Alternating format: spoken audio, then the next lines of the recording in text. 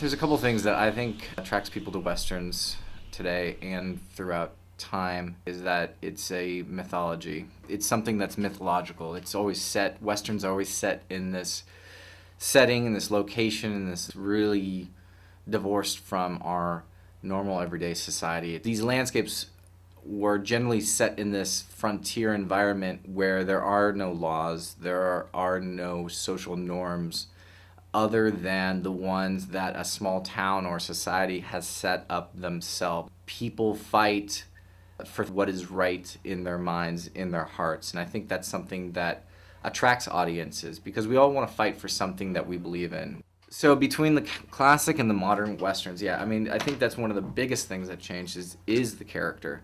In the old classic Western days, it was more of a one-dimensional character who just stood for what was right and what was just in the society. I think then in the modern Westerns, it's more of a three-dimensional character who's going through his own problems or her own problems as they're going through and trying to help a stranger or society. All the characters in Western movies, they stand for something and they fight for something.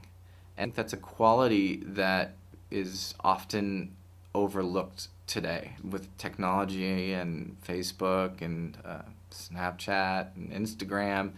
Everybody's looking for a representation of themselves. They want themselves out there. They want people to see them in some sort of way. But I think what's getting lost is what they stand for. Each of these characters stand for something, and it's more about what's internal to them, and they are looking to accomplish whatever it is that they believe in their heart, not how they don't care how people see them. I think that's an important message that audiences should be getting, especially nowadays. And then, when you're talking about these characters are kind of damaged characters, they're not pure good characters, they have some darkness in them.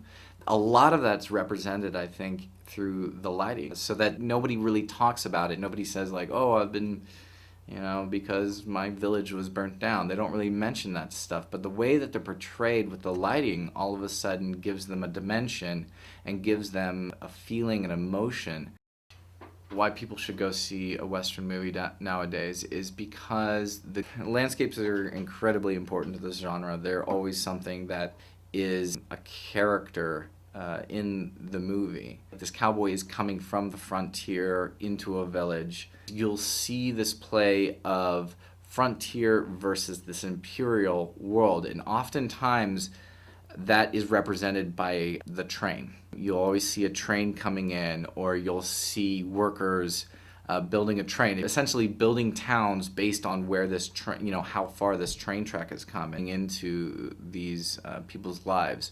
Those rides out in the canyons and in the Great Plains, I think that's something that really represents freedom. And that's kind of the spirit that these characters have left in them. And I think that's something that, again, people are attracted to, audiences are attracted to, because they have this freedom. Landscapes that we see Western movies taking place in will definitely change in the future because we've seen the Great Plains and we've seen these open landscapes. We know this. I think there's going to be movies that take place there as well. But I also think filmmakers these days are trying to figure out other ways to represent landscapes.